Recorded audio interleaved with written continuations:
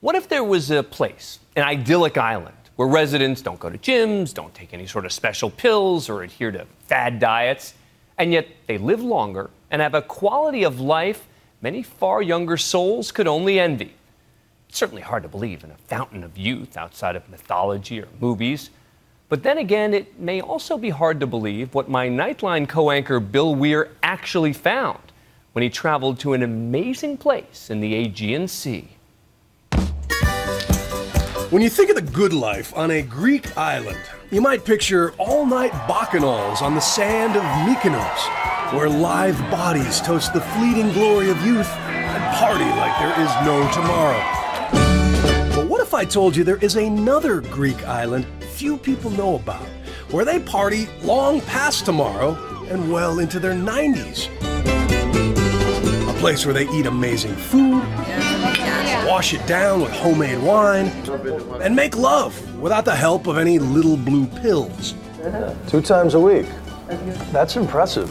Well, that place is real, and it is called Ikaria, a 25-mile stretch of mountains surrounded by the Mediterranean Sea and home to around 8,000 hardy souls, many of whom refuse to get sick or senile, many who simply refuse to die. Largely, it's been a forgotten little island. Dan Buettner is a fellow with National Geographic and an expert on so-called blue zones, places like Okinawa, Japan, Sardinia, Italy, places where people manage to outlive the rest of us by 10 years or more. This island had 10 times more siblings over 90 than any place else in the world. How many grapevines do you have? When he first began investigating this place, he found a guy named Stamatis Moriaitis, an Icarian who moved to the States as a young man and stayed until age 66 when he was diagnosed with cancer. Given just a few months to live, Stamatis moved back home, planted a garden, and waited to die. Who's that handsome fellow? But death never came. And 36 years later, after he'd outlived all of his doctors, he passed peacefully at 102. You don't want to live to 100 if the last 20 years of your life you're disabled in a bed. Here they live a very long time. They tend to die peacefully in their sleep and occasionally after sex. They also have all their mental faculties in place. Americans will spend about $500 billion a year by 2050 on dementia. And here they have only a small trace of dementia. So in other words, living a long time and staying sharp to the end are going hand in hand. So what's their secret here? And can we steal it? Well, it turns out that finding theories is as easy as finding spunky seniors, like Evangelina. What is your secret? Ah, that's what it is. You've got a friend upstairs. She's 97 years old and has the grip of a teenager.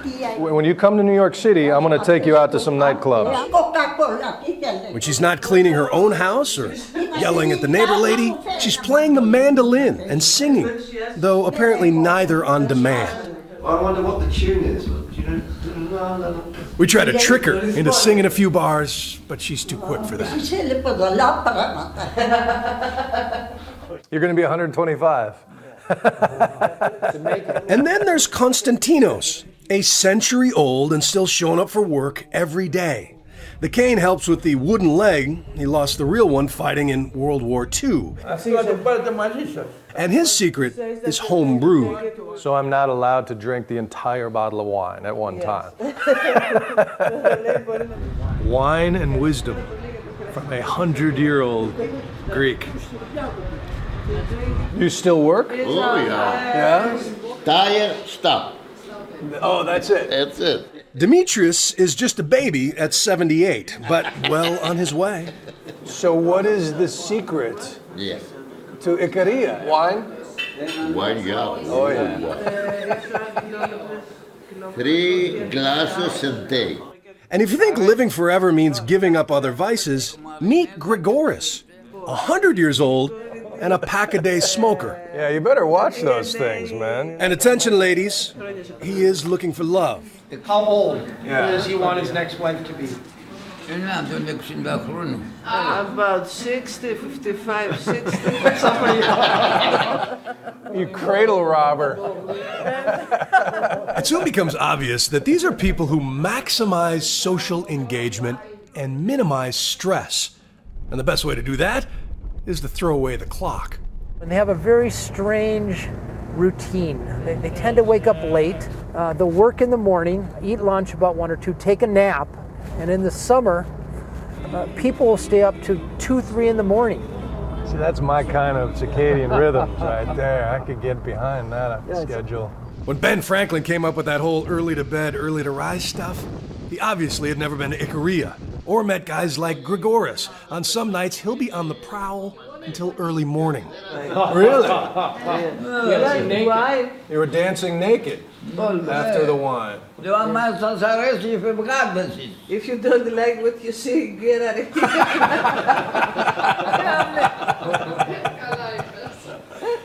I want to party with you. But be careful what you wish for. See, Icaria is named after Icarus. You remember the guy in Greek mythology who flew too close to the sun and crashed into the sea? Well, the story blames his wax wings, but after an impromptu invitation from these kind strangers, I begin to suspect it had something to do with the local grape juice. And that wine last night? Yeah. That is not your typical bottle of Merlot. That stuff is like 15 proof. No, you can remove paint with it. Yeah. They very rarely drink wine by itself. It's always consumed with a little bit of food. It's consumed with friends. It's not something you come home after work and pound a couple glasses. Yeah, so, nobody's drinking alone here. The rest of their diet is typical Mediterranean goodness. A lot of fish and nuts and fruits, a little meat.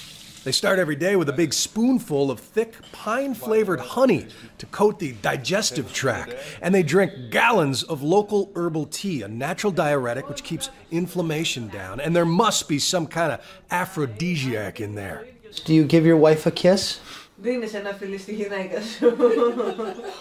She's giggling like a schoolgirl. Θα σου πω γιατί κάνει αυτές τις ερωτήσεις. And despite the severe terrain, there are no escalators here, no wheelchair lanes or shuttle buses. These are people who move to live, and vice versa. Our grandparents burnt about 5 times as many calories in non-exercise physical activity. Here, these people move mindlessly. They burn 1,000 calories a day just doing everyday chores, kneading breads, gardening, walking to their friend's house. And I think that's a big secret for Americans. Nobody here tried to live to 100. They didn't go on the centenarian diet. They didn't try to exercise their way to health. Join a gym. Take a supplement. It happened. It's a result of their environments.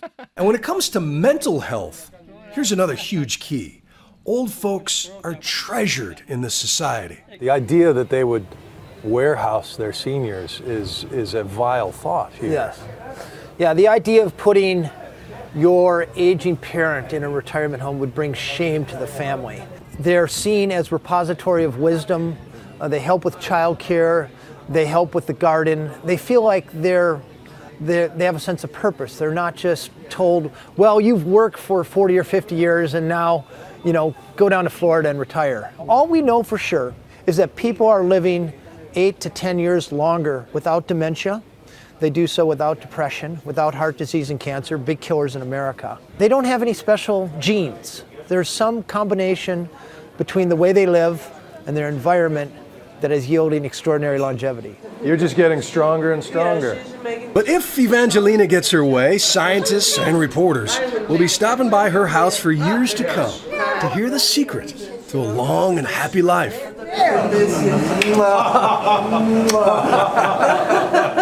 I'm Bill Weir for Nightline. Icaria, Greece.